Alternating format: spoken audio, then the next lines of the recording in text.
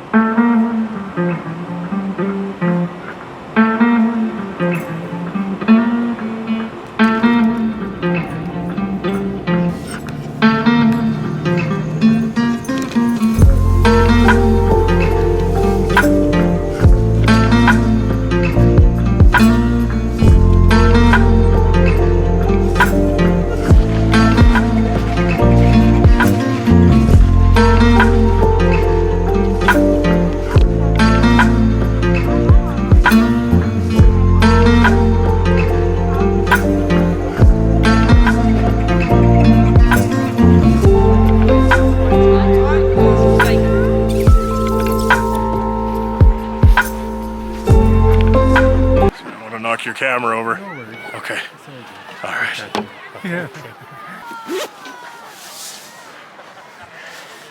Kamusta mga kababayan? Sana kayo ay lagi nasa mabuting kalagayan. Ngayong araw na ito, naandito kami sa Lake Louise, Banff National Park. At konting relax lang tayo ngayong araw na ito. Every year, nagpupunta kami dito sa Lake Louise. Actually, twice a year kami nagpupunta.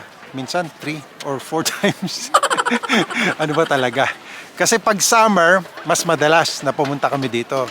Ngayong winter, dahil holiday ngayon, it's a long holiday, hindi siya weekend, weekday siya. Pero kasi nga holiday, kaya naandito kami ngayon. Sinamantala na namin kasi ngayong araw na ito, libre una yung entrance. Kasi merong entrance dun sa pagpasok mo pa lang ng Banff National Park. And then, pagkatapos doon, maghahanap ka naman ng parking dito, magbabayad ka pa rin. So, doble ang bayad mo. Pero ngayong araw na ito, libre yung dalawang hindi ka dapat magbabayad. Or dalawang dapat magbabayad ka, pero hindi ka magbabayad ngayon. Tama ba yung sinasabi ko? Ewan ko. So, samahan nyo ako ngayong araw na ito at ipapasyal ko kayo sa ganda ng Lake Louise. Maraming artista ang nagpupunta dito pagka first time nila na makapunta sa Alberta. This is one of the tourist spot na talagang binibisita dito sa Alberta. So, ayun, samantalahin natin ang magandang panahon kasi hindi ngayon masyadong malamig eh. Ano ba ang temperature ngayon? Let's check. It's -7 only. And yun nga, kaya mapapansin ninyo, maraming tao ang makikiraan lang po. Okay. Thank you. So, ayun. Nakiraan lang tayo kasi sabi ko sa inyo eh, tourist spot ito eh. May nagpa-picture doon, may nagpa-picture dito. Ayun. So, minsan makikita nyo doon sa mga Instagram post na nakakapagpa-picture sila dito ng mukhang nag-iisa lang sila. Pero, the reality is, pakita ko sa inyo ang realidad ng isa sa mga tourist spot dito sa Alberta. This is the reality, mga kababayan. Ayan, ang daming tao. Nakikita nyo dyan sa likuran ko. Pila yung mga nagpapapicture doon. Kasi meron ditong ice castle na ginawa sila. Tara, puntahan natin, ha. So, yung iba makikita nyo dito, nag-i-skate sila. May skating, ice skate sila. Ako, wala. Ayan, naka sapatos lang tayo. Pero, kailangan medyo mag-i-slide ka sa paglalakad. Kasi talagang madulas. Ito, pakita ko sa inyo yung pinipilahan nila. Ayan, kita nyo. Nakapila ang mga tao para magpa-picture doon. Doon. Ayan. So, ako, hindi ko alam. Hindi naman ganun masyadong mahaba yung pila. So, baka pumila rin ako dyan maya-maya lang. It's 12 noon na yata. Yan, 12:45 in the afternoon. At ang sunset mamaya is around 4 o'clock. So, may ilang oras lang. Sana huwag tayong madulas. Kasi madulas talaga Ayan, So, makikita nyo ito. Pag summertime, tunaw ang yelo, this is a lake. So, makikita nyo dito, pag summer, may mga nagbo-boating, may mga nagbo-boating. Kasi nga lake ito Okay. So, lakad-lakad lang tayo ng konti. Medyo slow tayo maglakad. Makikita nyo din yung ibang tao. Ayan, tingnan nyo maglakad sila. Nagpapa-slide. Kasi madulas talaga. Ayan, pakita ko lang sa inyo yung nilalakaran ko. Ayan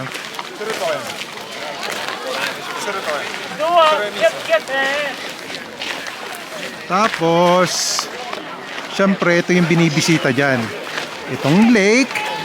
And then, nagpapapicture na backdraft nyo ay yung mountains. Ayan,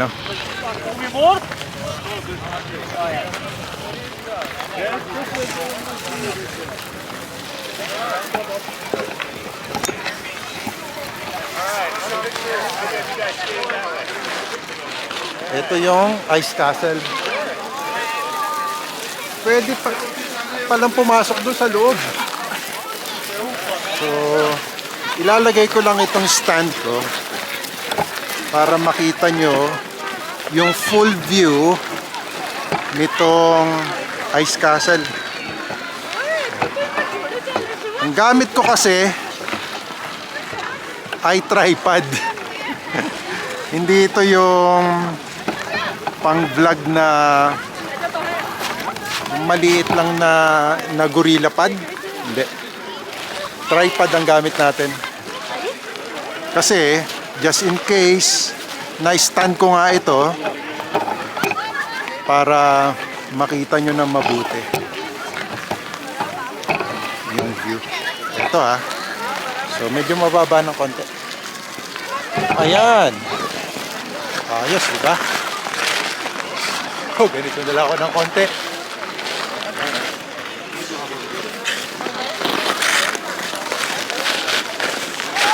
So, maglagay tayo ng konting music.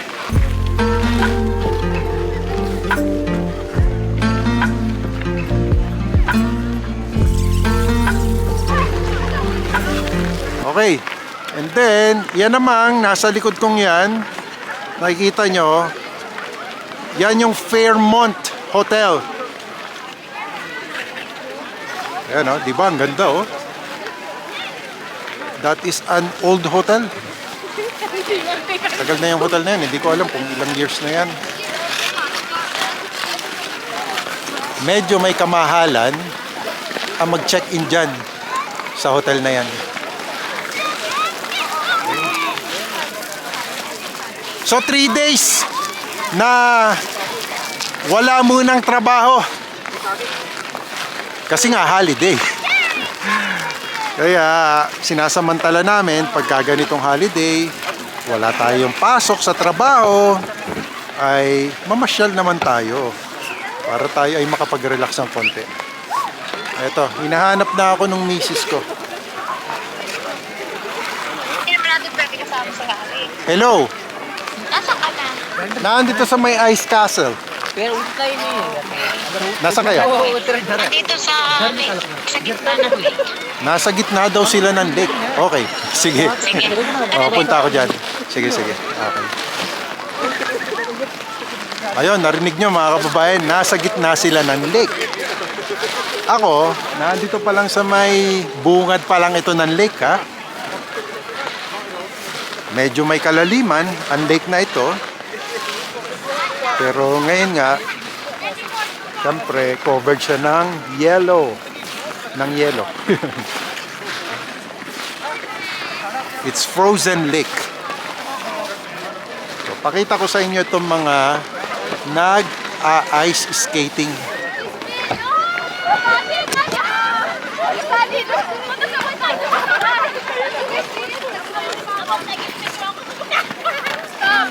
That was our problem before. That was how we scored.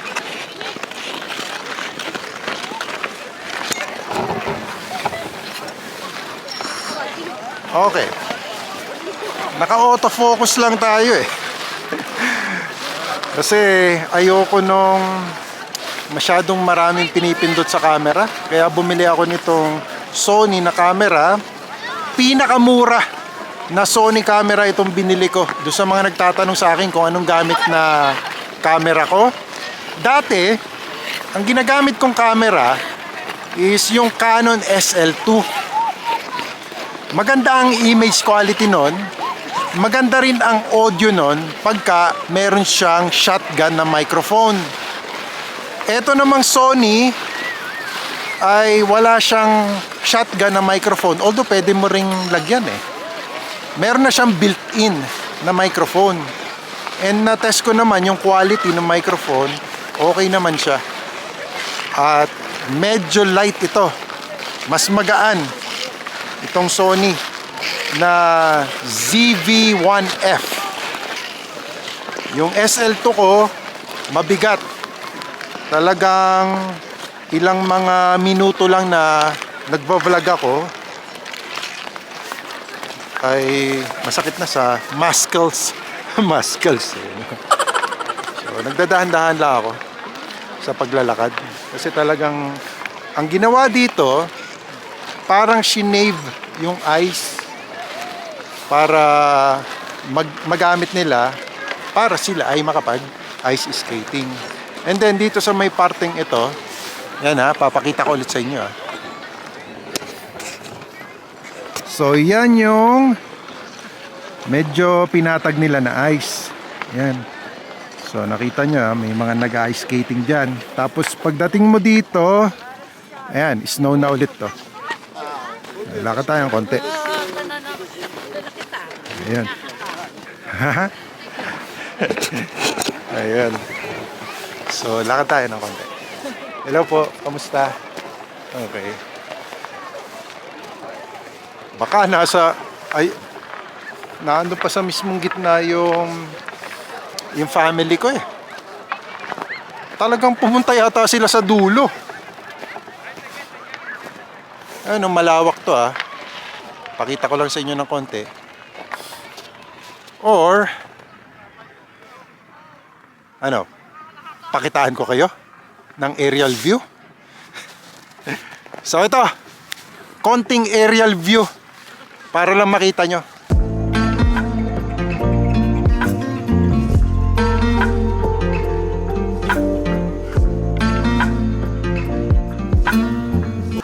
Sa mga solid subscribers natin, Maraming salamat sa solid na pag-support nyo sa aking channel. Nasa 500,000 na tayo, mga kababayan. Ayun, medyo marami-rami na tayo. Hindi ko alam kung aabot pa tayo ng 1 million. So, hello. Ayan.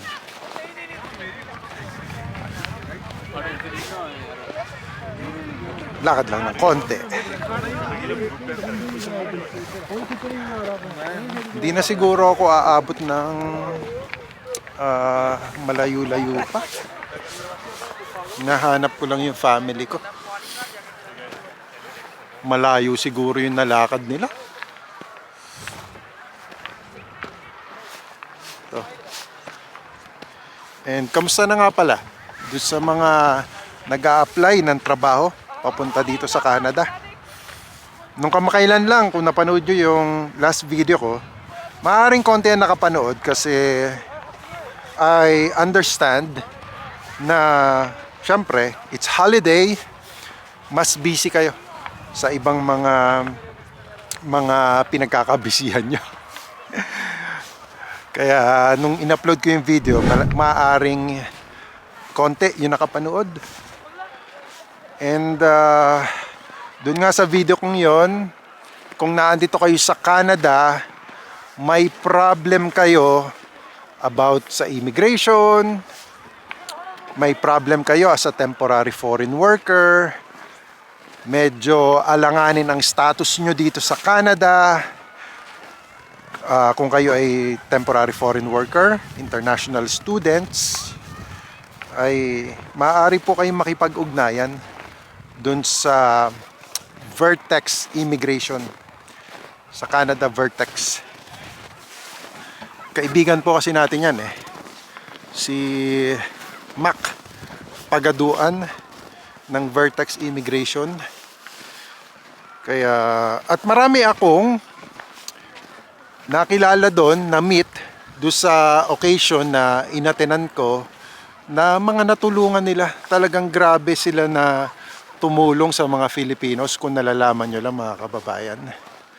So panoorin nyo po yung video yon. Kahit papaano magkakaroon kayo ng idea doon sa mga kapwa nating Filipinos na tinutulungan ni Mac Pagaduan at saka yung kanyang team ng Canada Vertex. I-follow nyo rin po siya sa kanyang Facebook page kasi nag-a-update po siya ng mga latest na mga pangyayari dito sa Canada. Lalo na in particular sa immigration, nagbibigay siya doon ng mga tips, mga hints. Although alam naman natin, 'di ba? May mga pagbabago ngayon sa immigration, may mga restrictions, may mga limitations.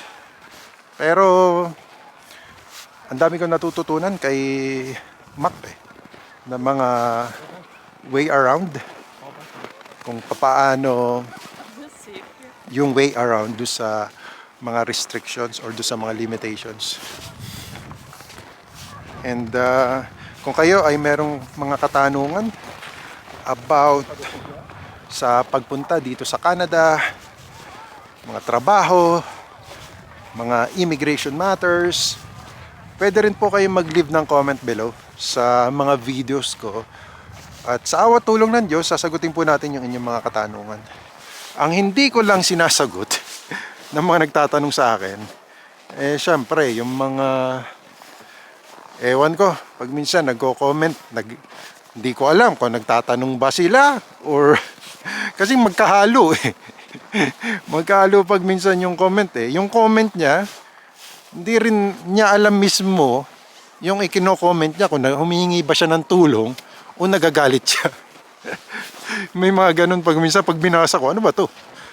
Sila na nga yung humihingi ng pabor pag minsan nagtatanong na nga, galit pa. Yung mga ganun, hindi ko na po sinasagot.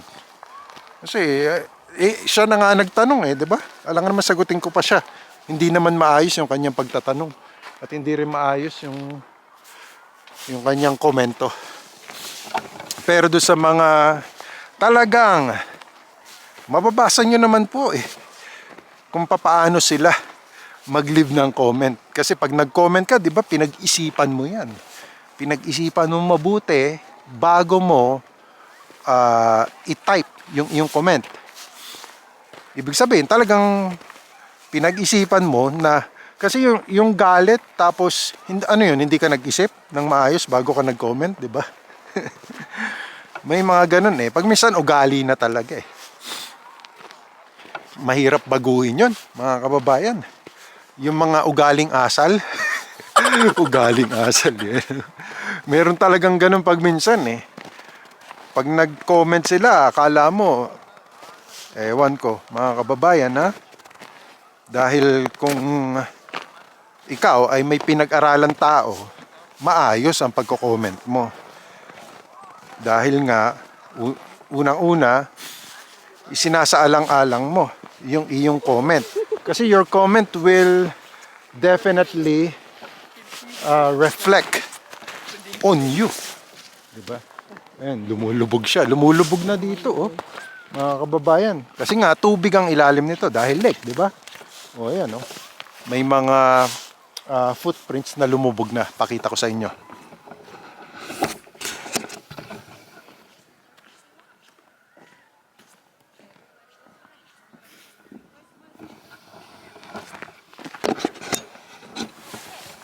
So, yun. Pinakita ko lang sa inyo sandali.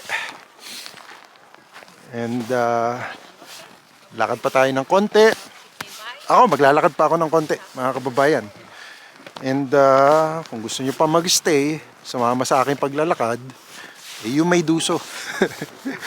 Doon sa iba naman na mainipin na nanonood ng ating video na hindi naman natin subscribers, may kalayaan po kayo, mga kababayan. Una, mag-skip ng video. Hindi po kayo pinipilit na manood, mga kababayan. Doon sa mga hindi natin solid subscribers, yung mga tipong napadaan lang sa aking YouTube channel, hindi naman nila ako kilala, one time lang na nakapanood ng aking video, tapos hindi naman pinanood ng buo yung video, maglilib ng comment. Yung iba may mga ganyan comment and leave lang kumbaga klinik lang nila yung video ko, tapos nag-leave ng comment. Wala naman silang pinanood dun. Kaya yung mga ganun na naglilib basta-basta ng comment, hindi ko na pinapatulan. Hindi na ako nagre-reply sa kanila. Ang nire-reply ko na lang sa kanila is yung Canada flag. Ayun. Kasi yung reply po, engagement po kasi yan Kaya kahit papaano naglilib ako ng Canada flag na comment. Whether good or bad, yung i-leave nyong comment, that is considered engagement. So, doon sa mga content creators, naiintindihan nila yan. Kaya nga yung iba, ang ginagawa nila, pinapatulan nila yung mga basher nila. Kasi pag pinatulan mo yung basher, syempre, hindi papatalo yung mga yan, di ba? Magko-comment back ulit yan. Yun pala, ang technique nung iba para mag-gain ng mas maraming views ay mag-comment, makipagpalitan ng comment. Ako naman hindi. Regardless, may manood sa video ko, walang manood sa mga videos ko, ako naman, isinashare ko lang yung buhay namin dito sa Canada. And eto, katulad nito, yung mga pasyal, opportunities, and mostly related sa immigration, kasi marami nagtatanong nga sa akin about sa mga ganong klaseng bagay. So hindi ko na nakita yung aking family kung nasan sila. Medyo malayo-layo na itong nalakad ko. So mga kababayan, maraming salamat dun sa mga sumama sa aking paglalakad dito sa Lake Louise. Hanggang dyan lang na po muna siguro. At ako ay nilalamig na rin. I hope you like this video. If you do, please give it a thumbs up. And as always, more tips, information, buhay namin dito sa Canada to come. I will see you, God willing, on my next video. Samahan nawa kayong parating ng Panginoon sa inyong pang-araw-araw na buhay. Magandang araw po sa inyong lahat.